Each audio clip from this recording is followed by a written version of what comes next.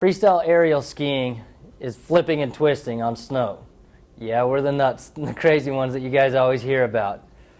We go about 55 feet up into the air off of a 15-foot tall kicker made of snow. The top of the jump is 71 degrees, and we'll ski into it going about 40 to 45 miles an hour, performing multiple flips and twists. I have a trick that I do called the hurricane. It's 3 flips and 5 twists. All happens within about 3.2 seconds. I think everybody has kind of seen my ability and they know my personality, that I'm somebody who's going to leave it all out there. I'm going to leave it all on the table so that when I walk away, I know that I have given everything that I have. It's something that I really want to prove to myself, that I have given 110%. And whether I walk away first or I end up last, I know that I gave everything I had. There's a huge wow factor in aerials.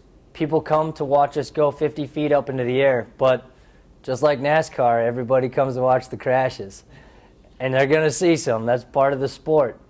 Luckily, people usually don't get hurt. It looks a lot more dangerous and a lot more painful than it really is. We've taken the precautions to make it safe so that you can get back up there if you take a pretty big crash. There's a natural progression in our sport where you just keep adding flips or keep adding twists.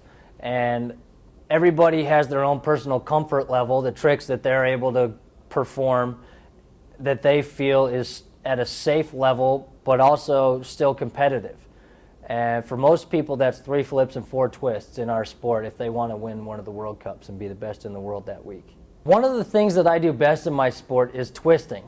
And I don't know why it comes naturally to me, but it's something that I've been able to use to my advantage.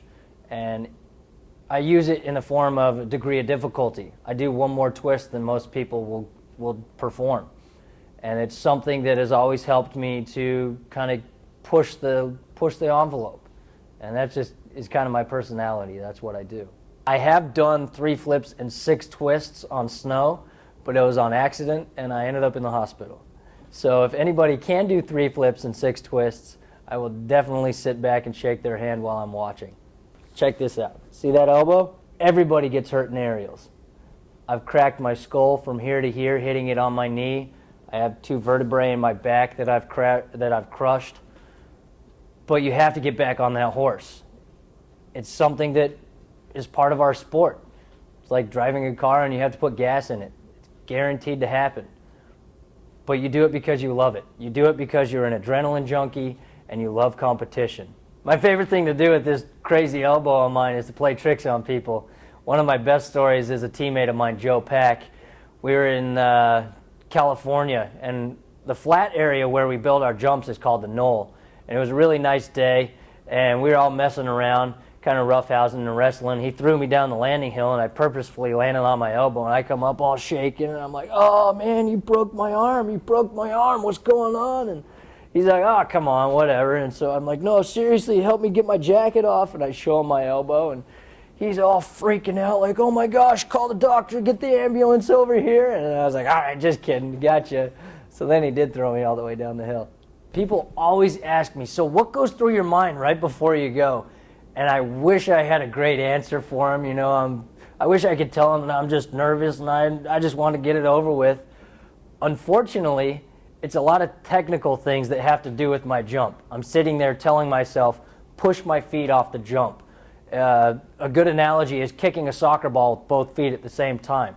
That helps set that rotation so that we can do the flips. I also want to be really strong and keep my vision up, because wherever you look is where you're going to go. Unfortunately, that's not as cool as what people would like to think I think of. You definitely keep your mind away from being injured. The biggest thing is that if you think about something, it will happen. Whether you say, "I don't want to do this," or "I do want to do this," it will happen. Think about this. Your brain does not understand the word no or don't. If I tell you to do not think of Obama with a clown nose, what just happened? The biggest thing about sport is that you're really not competing against everybody else. You're competing against yourself. And there are a lot of factors that go into aerials that can really break an athlete down.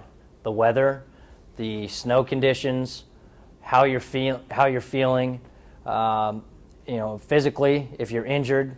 Because if you're not in the right mindset, going 50 miles an hour, 40 miles an hour into these jumps, coming down from 50 feet, you can get hurt like that.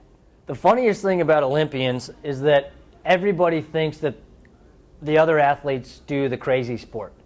I would never go in a bobsled 90 miles an hour down a course, or skeleton, even worse, going head first 2 inches off the ice. Those guys are nuts. Going 90 miles an hour on the downhill, no thank you. I am completely comfortable being upside down 50 feet in the air though.